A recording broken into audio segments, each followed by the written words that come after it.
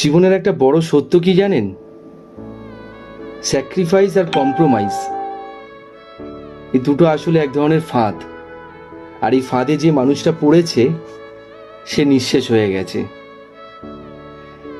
যে মানুষটা জীবনের সব ক্ষেত্রে স্যাক্রিফাইস করে আসে, সমাজ তাকে এমন একটা জায়গায় বসিয়ে দেয় যেন পরে স্যাক্রিফাইসটাও সেই করবে।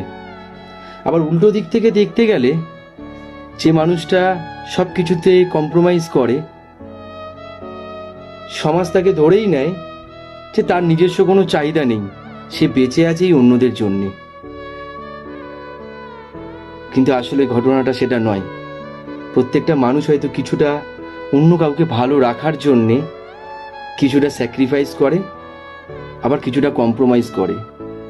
কিন্তু সময়ের সাথে সাথে সামনের মানুষগুলো হয়তো সেগুলো বুঝতে পারে না। কি তাই তো?